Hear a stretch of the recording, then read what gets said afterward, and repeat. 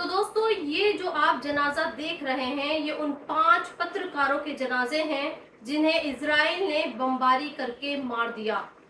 और अब जबकि दुनिया इन पत्रकारों के लिए हमदर्दी दिखा रही है और ये कह रही है कि इजराइल क्रूरता की हदें पार कर रहा है, तो फिर हमारे ही देश में बैठा इजराइल का एक राजदूत, जिसे अंग्रेजी में एम्बेसडर कहते हैं, वो ये लिख रहा है कि ये लोग पत्रकार नहीं बल्कि हमास के आतंकवादी हैं।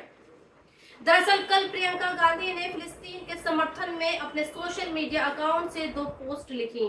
पहली पोस्ट में प्रियंका ने लिखा कि जिन 5 पत्रकारों की हत्या की गई है वो हीनियस क्राइम यानी जघन्य अपराध है। और आज के वक्त में जब मीडिया सत्ता और व्यापार का गुलाम बन चुका है, तब ये पत्रकार ईमानदारी से अपना काम कर रहे थे।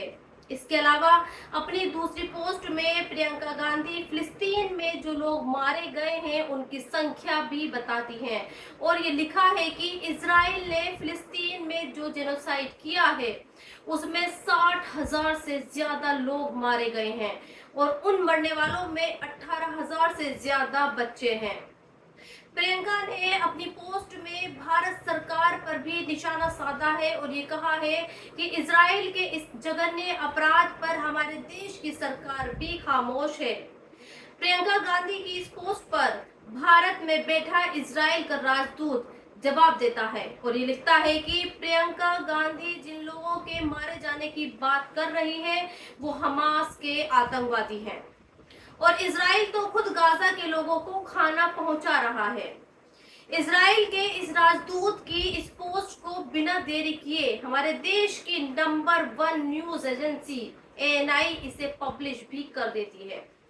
आज बहुत सारे पत्रकार ये लिख रहे हैं कि भारत सरकार को इस राजदूत के लिखे शब्दों की निंदा करनी चाहिए और इसे सबक सिखाना चाहिए, क्योंकि ये आदमी उस प्रियंका गांधी के बारे में बोल रहा है जो हमारे देश की एक सांसद है।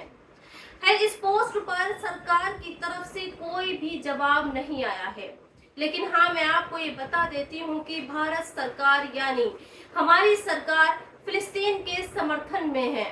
अंतर्राष्ट्रीय मंचों पर हमारी सरकार फिलिस्तीन का सपोर्ट करती है।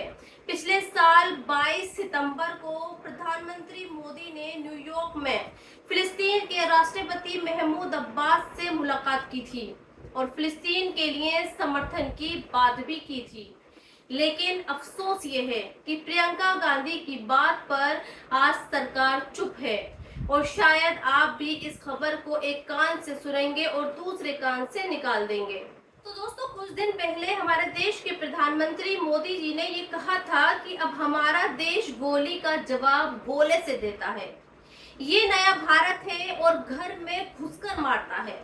लेकिन क्या आप जानते हैं, पिछले 48 घंटों में पाकिस्तान की तरफ से हमारे देश को 1 नहीं 2 नहीं बल्कि 4 धमकियां मिल चुकी हैं और सबसे ताजा धमकी खुद पाकिस्तान के प्रधानमंत्री शहबाज शरीफ ने दी है।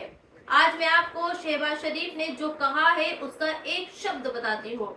शहबाज कहता है, अगर भारत ने पाकिस्तान के हिस्से का एक बूंद भी पानी रोका तो फिर उसे इसका अंजाम भुगतना होगा।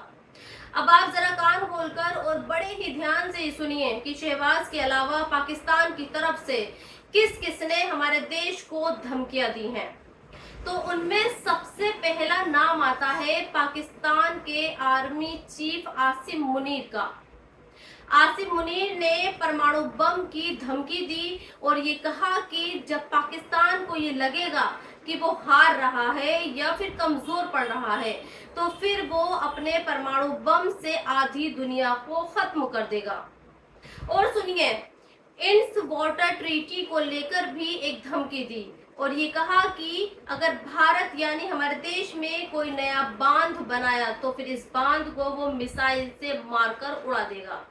इसके अलावा पाकिस्तान के ही एक और पूर्व विदेश मंत्री बिलावल भुट्टो ने कल ये धमकी दी कि जिस पानी को भारत रोक रहा है उस पानी को हासिल करने के लिए वो एक और युद्ध भारत के साथ लड़ सकता है और इस बार युद्ध में वो भारत से अपने हिस्से की 6 नदियां जिनका पानी भारत ने रोके रखा है उन्हें वापस ले सकता है। यानी पाकिस्तान बेचैन है और लगातार भारत को धमकियां दे रहा है, लेकिन हमारी तरफ से अभी तक पाकिस्तान की इन धमकियों का कोई जवाब नहीं दिया गया है।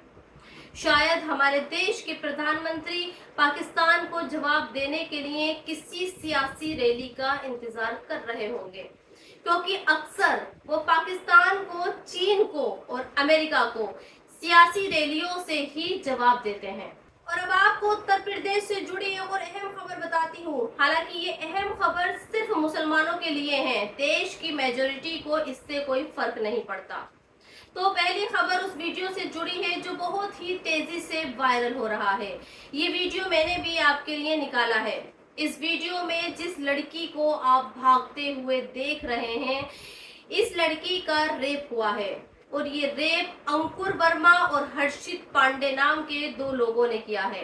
हालांकि खबर यह है कि इन दोनों ही बलात्कारियों को पुलिस ने गिरफ्तार कर लिया है और इनकी टांग में गोली मार दी गई है। लेकिन बात सिर्फ यही नहीं है कि पुलिस ने इन्हें गिरफ्तार कर लिया है। बात यह है कि जिस यूपी में आधी रात के वक्त को भी लड़कियों के लिए सेफ कहा जाता है, उस यूपी में एक गूंगी डिसेबल्ड लड़की के साथ गैंगरेप क्यों हुआ और उत्तर प्रदेश की पुलिस ने इन बलात्कारियों के खिलाफ वैसा एक्शन क्यों नहीं लिया जैसा वो उर्दू नाम वालों के साथ लेती है। आप जरा कान खोल कर सुनिए। जब बलात्कार का आरोपी मुस्लिम होता है तब उत्तर प्रदेश की पुलिस और प्रशासन क्या करता है, और जब बलात्कार के आरोपी अंकुर और हर्षित होते हैं तब पुलिस और प्रशासन क्या कर रही है। 3 अगस्त 2024 को अयोध्या में मोहित खान नाम के एक शख्स पर बलात्कार का आरोप लगता है और फिर उसके बाद उसकी बेकरी पर बुलडोजर चला दी जाती है। उसके अलावा कल उत्तर प्रदेश की विधानसभा में फतेहपुर के मकबरे का मामला भी उठता है और जब उत्तर प्रदेश सरकार के भी एक जनाब विधानसभा में खड़े होकर फतेहपुर के मकबरे को तोड़ने वाले आरोपियों के नाम बताते हैं तो खुद योगी उन्हें चुप कर देते हैं, जबकि यही योगी साहब कई बार अलग अलग मामलों में आरोपियों और अपराधियों के नाम पढ़ चुके हैं। क्योंकि फतेहपुर मामले में आरोपी उर्दू नाम वाले नहीं थे, लिहाजा योगी ने उनके नाम ही नहीं बताने दिए। और आखिर मैं आपको उस खबर के बारे में बताती हूँ जिसके बारे में ये कहा जा रहा है कि कुत्तों से ज्यादा खतरनाक तो भारतीय मीडिया के एंकर्स हैं। दरअसल आजकल आवारा कुत्तों को लेकर बहस चल रही है। सुप्रीम कोर्ट ने ये कहा है कि दिल्ली एनसीआर में जितने भी आवारा कुत्ते हैं उन सभी को शेल्टर होम में भेजा जाए, क्योंकि ये आवारा कुत्ते खतरनाक हैं और बच्चों, बूढ़ों और सभी उम्र के लोगों को निशाना बना रहे हैं। इसके बाद डॉग